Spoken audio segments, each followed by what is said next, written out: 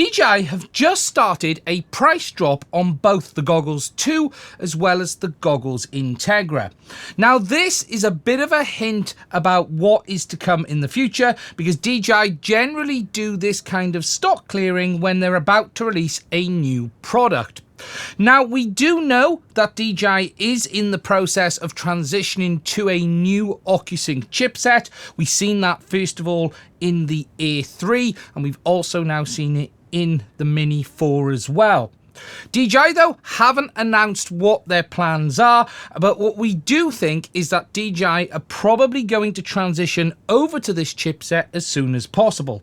What I'm going to try and do in this video is just show you what discounts are available on the goggles first of all, and then I'm just going to try and give you a very brief overview of the situation and what my opinion is on where things are probably going to end up. Now, just to talk about the discounts first of all, on the DJI Goggles Integra, you can see the price in the UK has dropped from $579 to $489, and on the DJI Goggles 2, we've dropped from $729 to $579. In the United States, that pricing has changed to $429 for the Goggles Integra and $519 for the Goggles 2. Now, DJI are releasing these new goggles fairly quickly compared to the originals. However, this may not be driven by the fact that they just want to put out a new improved product on the market. There is some stuff in the background that might be driving this, and that is the supply of the original chipsets. For instance, DJI use pretty much one of two chipsets in every one of their OcuSync based systems. They're either using what's called the S1, that is normally used in their lower end products, and the P1, which is used in everything from the original FPV system, O3, the Mavic 3s, all of their enterprise products, and anything using DJI OcuSync. The P1 has been around for ages, and DJI have been able to improve how it performs over the years, and really the big difference between what they did on the original FPV system and O3 is simply adding an additional media processor to the P1, allowing it more capabilities. The easiest way to understand the difference between the original FPV system and O3 is that the original FPV system is like having a computer with onboard graphics, and O3 is like having a PC with an external graphics card. However, there are limitations to what they can do from here, and DJI has been quietly working in the background on a new chipset. This has first been seen with the release of the Air 3 and what they now call OcuSync 4.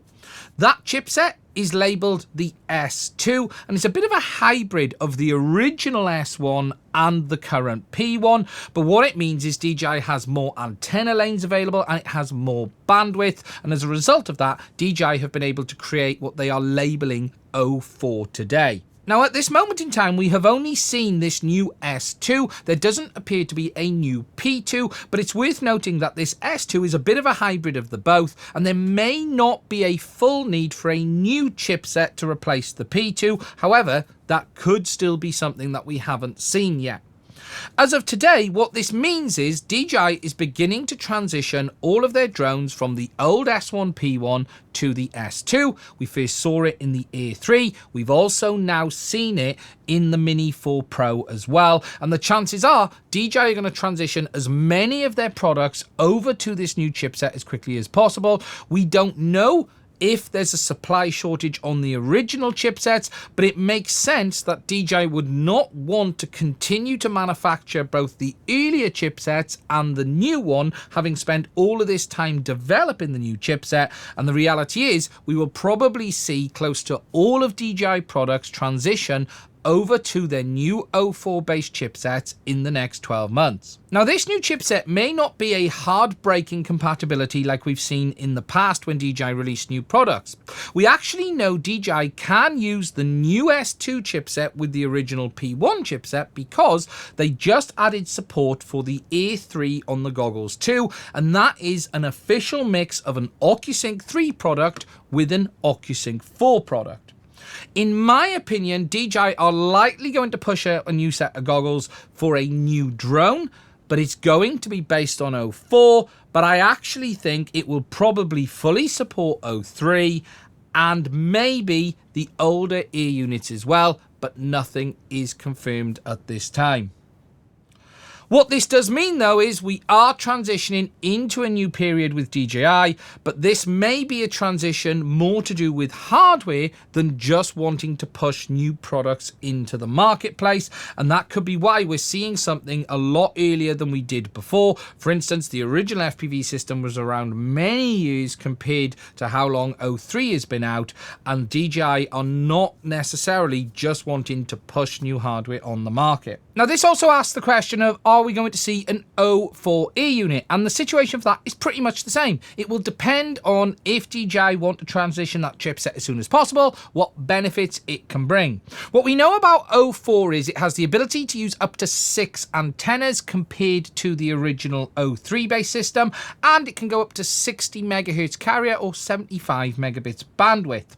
However, they're not necessarily things we're going to see in FPV. For instance, whilst you might have goggles with 6 antennas on, you won't necessarily see that on an air unit.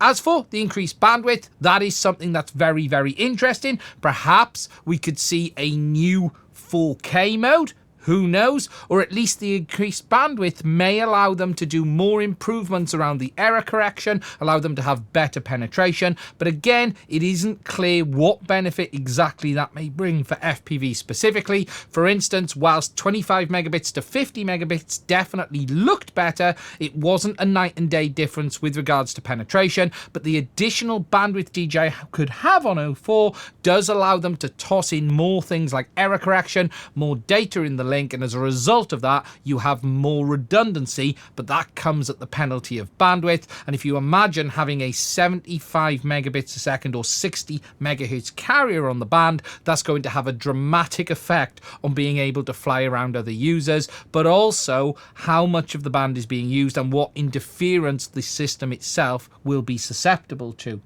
Here and now, the only thing we do know is that there is a new set of goggles coming in the future with a new unknown product, but that doesn't mean there won't be O4. But again, my stance remains the same with regards to compatibility. It isn't something I'd largely be worried about today. So the question is, do you get the O3 based goggles 2 or Integras, or should you wait for what's around the corner?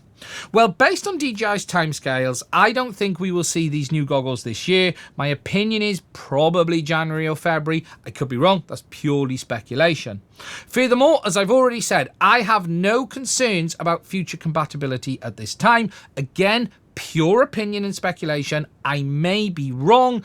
Do not base your purchase decisions on that. But I am more than comfortable recommending these goggles today.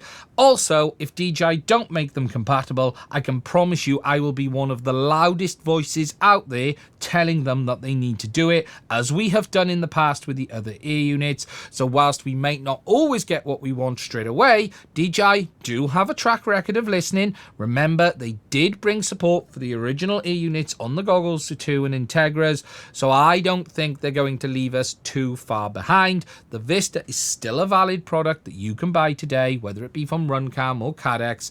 So I think we're probably going to see a new goggle because of this transition to the chipset, but compatibility will be fairly good. So if you're interested in getting a new set of goggles, the DJI ones are on discount. Personally, I think the Integras are absolutely well worth a look, but it's definitely worth checking out the goggles 2 as well if you want them. And as I've said, I'll put the reviews to both in the description. Anyway, that's the current situation as it is today. I hope you have found this video useful and informative. If you have, please do consider supporting the channel via the links in the description, both to my Patreon as well as Buy Me a Coffee. I want to say a massive thank you to all of my Patreons.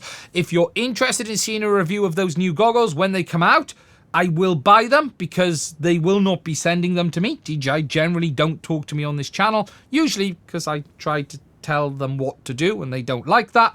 So that is what it is. But if you are interested in seeing a review of those new goggles when they release, please do consider checking them out. It won't be on release day. However, I will give you an opinion when I can. Also, there may be something else around the corner coming out in FPV in the next few weeks. Maybe related to goggles. I don't know. And if you're interested in seeing that as well, please do make sure you are subscribed too. Anyway, that's it from me. Stay safe. I'll speak to you soon.